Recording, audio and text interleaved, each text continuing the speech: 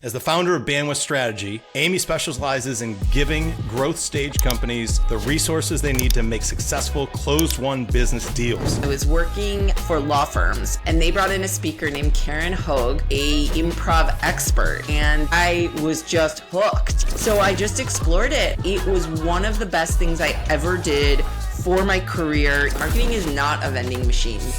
You can't put in $1 out and get your item. It is brand awareness, lead generation. There's an entire solar system that's involved in what marketing is. There's no shortcuts. It's got to be authentic. People can tell when it's not. We have to do it and do it well, but not try to shortcut the process. We're just trained to ask for less. How do you take an offer that's in front of you, whatever that is, and make it work for both people? That's probably something I feel good about putting out into the world.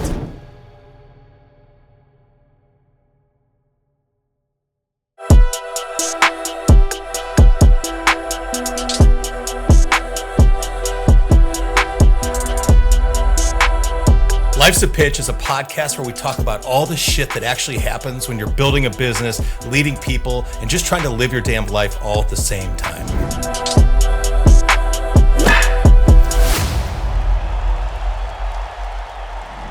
Welcome to Life's a Pitch. I am your host, Jared Gibson, and today I am joined by my friend and founder of Bandwidth Strategies, a fractional CMO and COO consultancy, Aimee Schuster. For the last 25 years, Aimee has been devoted to working with B2B organizations such as Challenger Sale, Industrious, and the National Association of Realtors to build, advance, and energize their lead generating operations. Aimee specializes in giving growth stage companies the resources they need to make successful closed-won business deals. She seamlessly fuses her expertise with her background in comedic improv, cultivated through her time at Second City, which we will dive into. She employs humor to bridge the gap between sales and marketing. And I'm going to add this part to it because I don't think that did enough justice to you. You've been honored as the 2023 Woman of Influence. You've been featured in Fast Company and Business Insider. You're also, and this is a big part of you knowing you, you're also an angel investor and serve on the Josephine Collective's investment committee, championing, that's fine, I did that right. You did it. Women leaders. Aimee, what's up? How are you? Jared, I should just have you follow me around to do my intro I know. everywhere I go. You're like the Bulls announcer. I'll take, no, I don't know. I can't get that crazy, but yeah, I mean, this is impressive, Aimee. I think that one of the things that when we first met, you and I literally talked Santa Claus for about an hour. That's right. We did. Remember? Yeah. Yeah. At a networking event, and we talked about just a whole gamut of things, but yeah, for whatever reason, raising our kids with Santa Claus, without Santa Claus, all that fun stuff. But I want to go back to a few things that I mentioned there in the bio. First off, the angel investing. Yeah. The Josephine Collective. You have been involved with that organization for a while now. Talk to me a little bit about what the Josephine Collective is. I have a story that I've told before. The first time I went to a Josephine Collective event, it was an amazing event. Yeah. But talk a little bit about the Josephine Collective and what it means for women founders. Yeah, I'll take a bit of a step up from Josephine and just talk about angel investing in general and why I'm such a proponent of it for women. A few years back, prior to Josephine, there were a number of women who were brought together in a room by Amanda Lannert and a few others. And basically for the purposes of saying, why don't women write more checks? Why don't you write checks? You know, there are opportunities to get involved in these businesses. Why aren't people doing this? And the collective answer really was, we're not asked. We're not given the opportunity.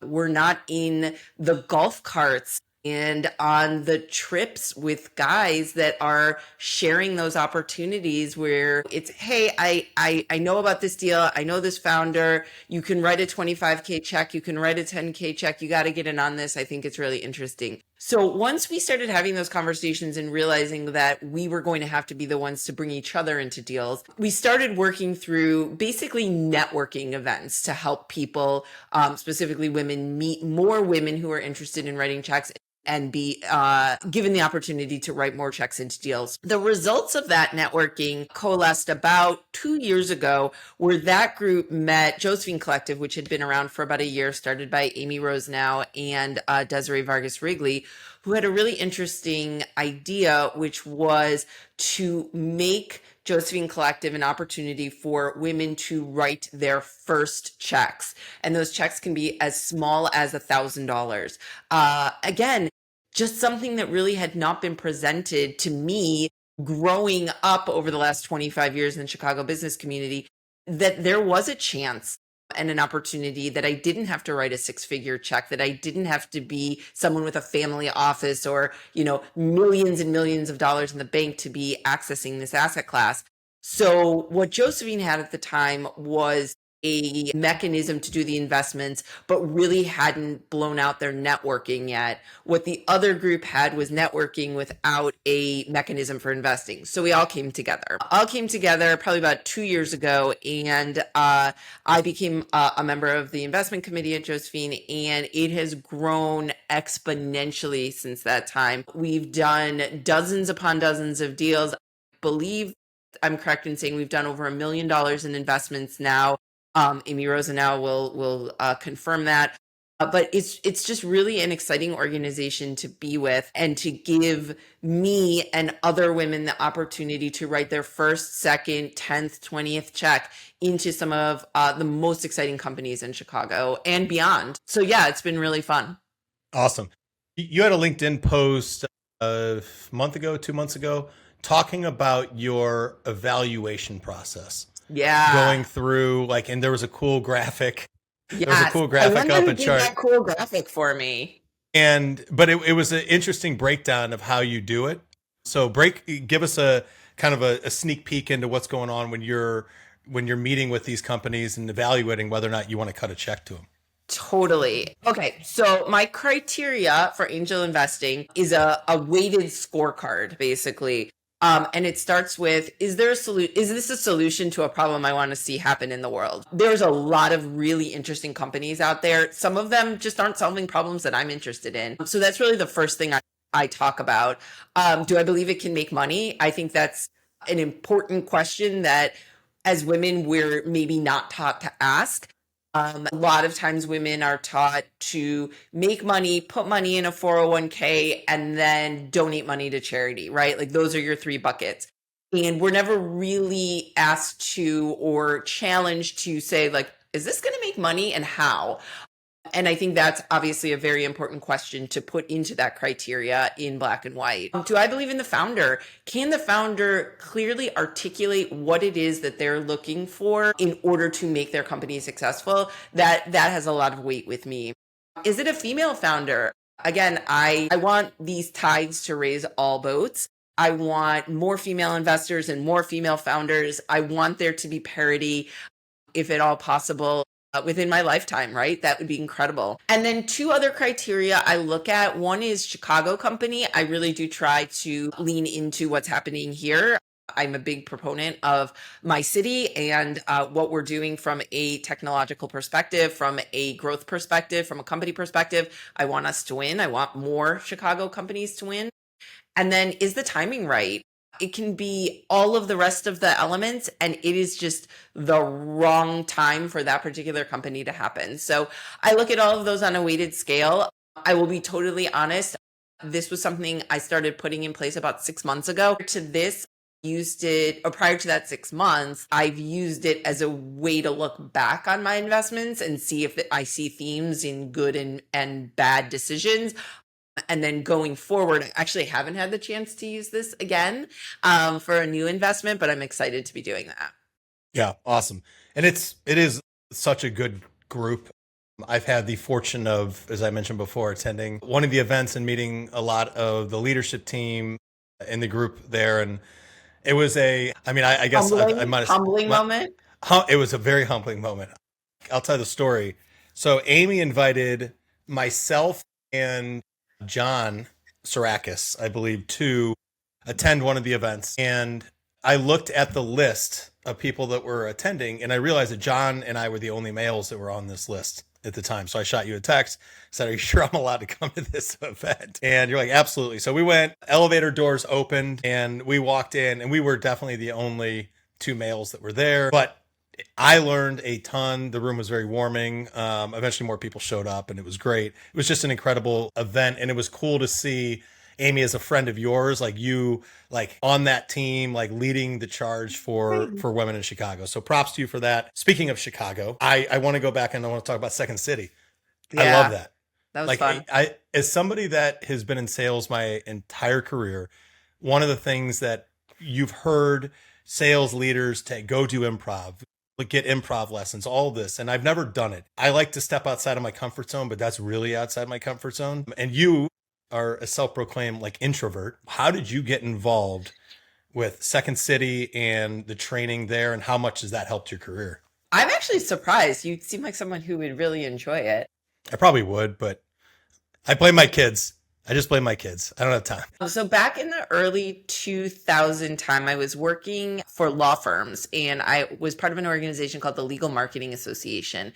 And they brought in a speaker named Karen Hogue, who was a improv expert, and she did a session for us over a lunch. And someone who never did theater, never was on stage, wasn't a dancer, not, that is definitely not my thing. I was just hooked at how incredible the energy that came into that room of legal marketing experts was just amazing. And I somehow got in my head that, okay, well, that was a really amazing hour. And I live in Chicago and we have Second City here. There's got to be more stuff. So I just explored it and did it for 3 sessions in there. I don't, it's not the train to Saturday Night Live track. How's that? It's there, like, we make money off this track.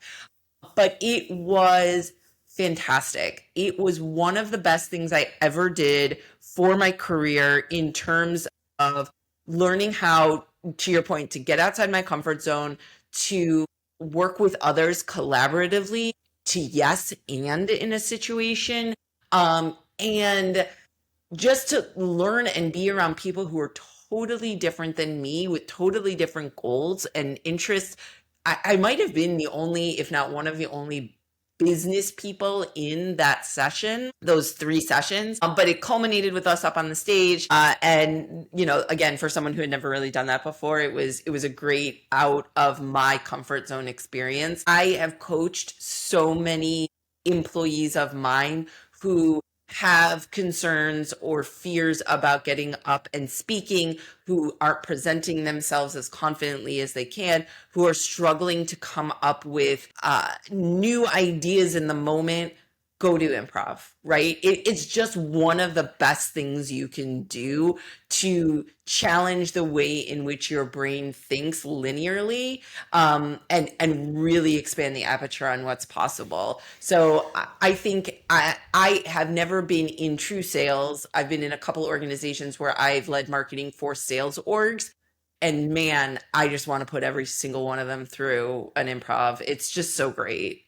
I'll add that to my list of New Year's resolutions because it is something that's been in the back of my mind that I would like to give a shot at someday. You're one of the best networkers that I know. How much has that helped with your networking? And being, again, introverts hate networking. They don't like being out and meeting new people. And like you're a very good networker. So how much has that helped? And then what advice would you give to other introverts that know that they should be networking, but for whatever reason, because they don't want to, probably, that they're not?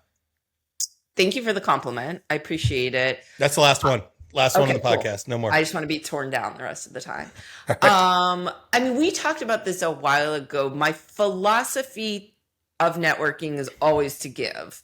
And so that it becomes very easy for me to network because it's not about me. I'm trying to find ways to help other people. And that is a very easy way to get an introvert to network, right? If it's not about you, if you're not focused on you, if you're not trying to sell what it is that you have, it's just having a conversation and seeing how you can help people. So I think that Whether or not that came from improv, I'm not sure. I think the philosophy and thinking around how you switch a narrative absolutely came from improv, right? Like, how do you think about a situation differently? And that is how I think about networking differently, which is I'm not there with the expressed goal of getting 5 business cards and making 5 new connections and getting 1 client out of that, right? Like, that is never the goal. It is, who can I help? How can I help them? And can I meet more people that I can continue to converse with and bring into that network? It is a flip of a thought process and a motivation that I've never thought about before, but probably came from improv. Awesome. All right. So we're going to switch it up a little bit. Okay. I want to talk a little bit about bandwidth strategies. Okay. I obviously know the organization, know what you do, but give a breakdown on who you work with, the type of challenges that you're helping solve. And then when you get done with that, the second part is, because I'm always interested in these stories, is how did you become a founder? How did you become an entrepreneur? There's an Yeah. entrepreneurial story within every founder that I love to pull out. Yeah. Yeah. Yeah. Why don't I'll do it in the reverse order. Yeah. So it's actually my second company that I founded. My first founding was in 2007. I founded a company called EcoScene. We reviewed eco-friendly products and services. We were a subscription and advertising-based business model.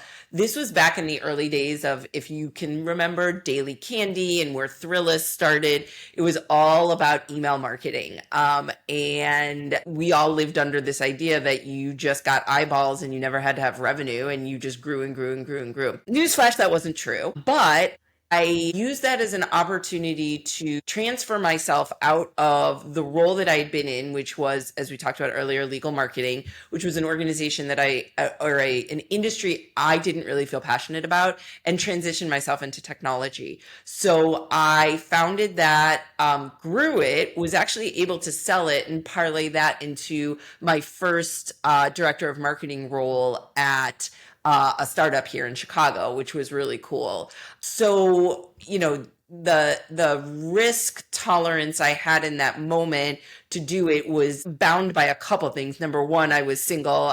I just had my mortgage and my dog. And so I was able to make that leap and do that, grow into that role, and found a company in a pretty low stakes environment. Second go round, I had no intention of founding a consultancy. Was part of an acquisition. Miller Hyman Group, which I was working for at the time, which is sales training, was acquired by Korn Ferry in the fall of 2019. I was done there by December of that year. Took a little time off and had a new job lined up for March 15th, 2020. So first day of lockdown in COVID, epic dumpster fire. And by the fall, late fall was done. And it was still the first 6 months of COVID. And I had no idea what I was going to do. There was no networking. There was no opportunity to go out and meet other people. So I luckily got a call from a friend who said, my COO just quit. She had a marketing organization. Do you know anyone that could help? And I said, yeah, I think I could help. So while the first time was very intentional in my founding, the second time was very much circumstantial. The first time I was trying to run away from something and made it a transition into a new industry. The second time was very much actually a culmination of everything I had done before. I just didn't know that that was even possible. So whereas the pandemic was such a difficult experience for so many of us, and so many times this is true too, right? Those difficult experiences, something incredible came out of it, which is that I have this consultancy now that's going on. We're about to start year 6, which is really exciting. And what we do is support B2B organizations, 10 to 100 million in revenue, with selling the invisible. So you said it at the beginning. I mostly help companies, professional services, software as a service, be able to scale, support, and rebuild a lot of times their marketing efforts. What's the biggest mistake that you see when you go into these B2B orgs? Like, because I'm sure that they've tried to fix marketing prior to having you come in. Like, what is there something that jumps out to you? I talked to somebody and I talked to somebody a few weeks ago that said that when they go in and they look at an organization's marketing foundation, it's stuck pre-pandemic and marketing's changed a lot. But what would you say the answer is to that? Yeah, I don't know that there's one thing that is a mistake.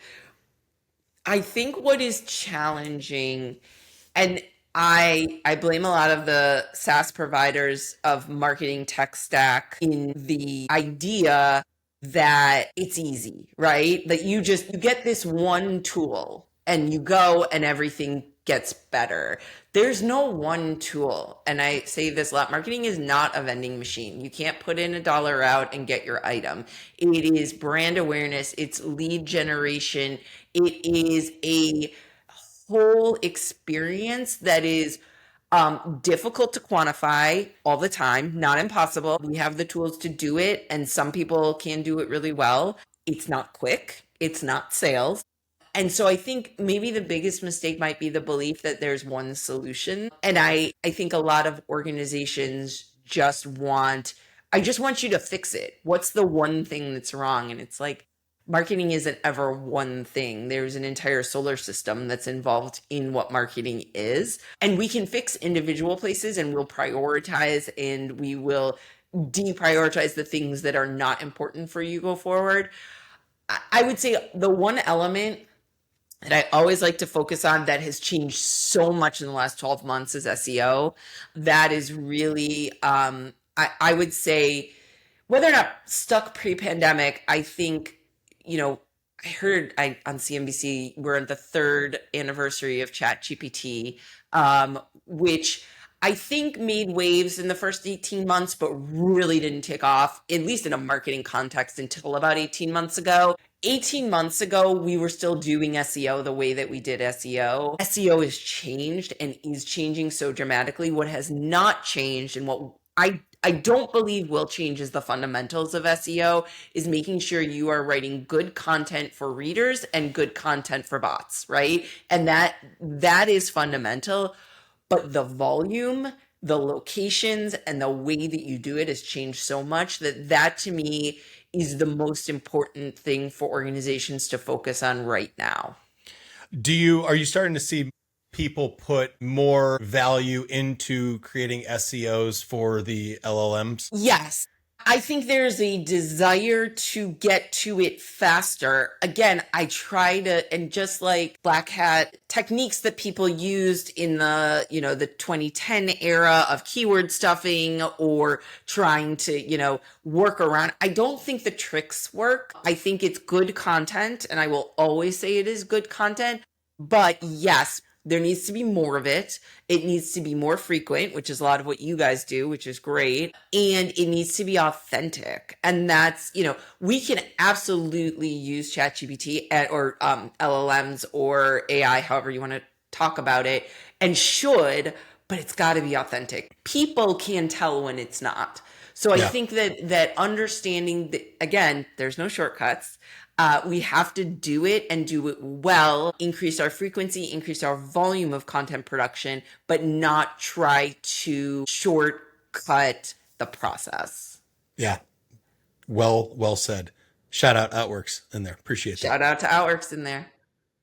What about your business right now? What's the biggest challenge that you're facing right now heading into a new year? Yeah, I would say it is pretty much dovetails exactly with the SEO LLM world, is making sure we're on top of that. One of my clients launched their website in the fall, even, 3 months later, trying to really get ahead of things for another client site that we're going to launch in January, making sure that I'm doing the work to be on top of the trends, to understand what we need to do differently to make sure that we're delivering a quality product in every form of digital for those clients. Got it. Out of curiosity, how many clients can you work with at a given time? Do you have like a not taking on any more business right now? So I will always take a call. That is my rule, and maybe that is part of why there is a feeling that I am well networked, as you indicated, is that I'll always take a call from someone. If I'm at capacity, I will find them a resource. If they're not a right fit, I will find them a resource. So my goal is to always talk to people to understand what their needs are. It helps me understand how to position myself and who are the right clients for me to take. The answer to the question is I can usually take between 2 and 3 clients on at a time in a fractional capacity. I can take more project work if I have 1 fractional, but if I have 2 fractionals, the context switching is really hard. Yeah. In the early years, I took on a lot of clients and I just never felt like I was lucky enough to have clients who told me they didn't feel that way, that I wasn't focused, but it is that amount of context switching, having 5, 6, 7 clients, that's rough. That's more of an agency model, and that's not necessarily what I want to build. Yeah. It's a good compliment, you know. Yeah, When you get people to tell you that it feels like we are your only client, yes, even though you're just screaming and like chaos running around in the background. Yeah. Yeah. Good poker face. Yeah. What's one lesson that you've taught others in life or in work that you think that more people need to hear? I would say it probably dovetails with some of the angel investing and the risk tolerance. Ask for more. I think women in general, I've counseled and coached so many women in different opportunities, jobs, contracts. Ask for more, right? People can always say no. I think we're just trained to ask for less, and trying to encourage women as much as possible to ask for more. And men, I've actually talked to men too, how to ask for more and how to do it in a way that is win-win. And again, goes back to maybe some of the improv training too. How do you take an offer that's in front of you, whatever that is, and make it work for both people? That's probably something I feel good about putting out into the world. Yeah. I mean, speaking from personal experience, when you and I have discussed this in the past, because sometimes I'll reach out to you and like have you either talk me off the ledge or I want your input on a certain situation. And you've said like, ask for more. Like you've said that, like, well, you said, what is the worst they're going to say? No. Yeah. Like, they're not going to not work with you because you asked for more. And yeah. Every time we've done it, we've either gotten more or they've said no and we still worked with them. So yeah, it's great advice. I like that. Yeah. All right. So we're getting toward the end a little bit, and this is because Life's a Pitch is the name of the podcast. We got to have some baseball stuff in there. So this is the extra innings, AKA this is the speed round. And I always say speed round never becomes a speed round because I always end up wanting to talk more about the answers that people say. So got it. First question. What's something that you love talking about in your life that drives other people batshit crazy? I would say I love organization. I love organizing. I love labeling. I have the most amazing shout out to my label maker. It is like the greatest thing ever. It's a wireless label maker. I would say my husband in general would probably be super annoyed by my amount of organization, as would other folks too. Yeah, that's probably my most annoying trait. It is real helpful to me and members of my family who are often annoyed by it. But yeah, probably organization. A dark day in the Schuster household when Hobby Lobby went out of business? No, Bed Bath? No, yes. Oh my God. No, my dark day was when I bought Container Store stock because I love Container Store and it tanked. That was so upsetting. That company should have never gone public. But I bought Container Store stock because I was like, I love Container Store so much, and the stock just. Gosh, that's funny. You didn't have an evaluation process at that point in time. I did not have it. That was just, I love boxes. So that's not a good evaluation process. All right. What is the last thing that genuinely scared you? You said before about my introverted. I am not a fan of crowds. Getting a little political here, I did go to the No Kings rally because I felt like it was important, but man, do I not like crowds. So I did it. I had some fear, but I did it. So yeah. Yep. I mean, there's plenty of questions I could follow up on that one, but we'll save that conversation for another time. Yeah. What's the one tool that you use that in work or life that you absolutely can't live without, not counting boxes, like boxes and Not labels counting don't my count. label maker. Yeah. I would say Zoom. I couldn't do my business without Zoom, right? Mm-hmm. It's so necessary for what I do for my clients to be able to connect with people. Ironically, I was talking to a client who said, how soon are we going to get to the point where there's just 6 fireflies and you talking and it just records the meeting for everybody else? And I was like, that would pretty much just be a Loom. So we won't need Zoom anymore. But yeah, I would say Zoom is probably my most critical tool. What do you think of those async videos? Like I love using Firefly or Loom. using Loom to shoot Yeah.